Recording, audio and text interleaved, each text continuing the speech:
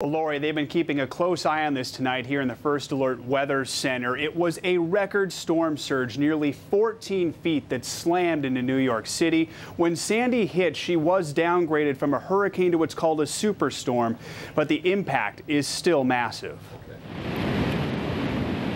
For Sandy, this was merely an appetizer. Everybody's been very clear. By nightfall, the very same stretch of Atlantic City Road looked like this.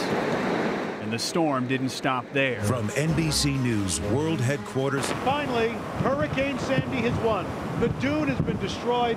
The ocean is now rushing in. A history-making East Coast storm. From New Jersey 95th Street to New York. It's coming up over the seawall. You can see it here lapping up over. You're all right? The storm surged. No power. And the streets drowned. And look behind me and down the street. The water is rushing down the street like a river. And caught in the heart of it all, Seattleite Amanda Hosel. Not sure why there's who sent us images of what now surrounds her. Roadblocks to flooded roads and lots of downed trees throughout Manhattan. All the water flowing down. Dangers aren't just down below. And this crane is now dangerously dangling over the street. High atop a luxury skyscraper, a strong gust of wind damaged this construction crane, which now blows like a windsock, threatening everything down below. Whether they could secure that crane under these kind of conditions, no one knows for sure. The storm also ripped off the facade of a 4-story apartment building, exposing it like a dollhouse. You can see them sparking and the embers just flying. While downed trees take down live power lines. It must have been so nerve-wracking to come around and see those wires. Like,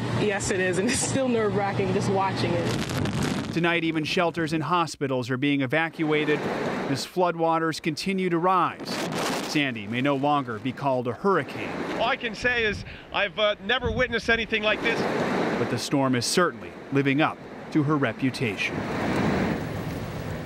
Amanda, the stranded Seattleite, says that police were out on the streets tonight telling everyone to go back inside. At this time, she's afraid that the damage to the city's infrastructure is going to keep her from getting out of New York and back here to Seattle. She says tonight, basically, there was flooding in all of the neighborhoods surrounding where she is stranded. Live in the Weather Center, Joe Fryer, King 5 News.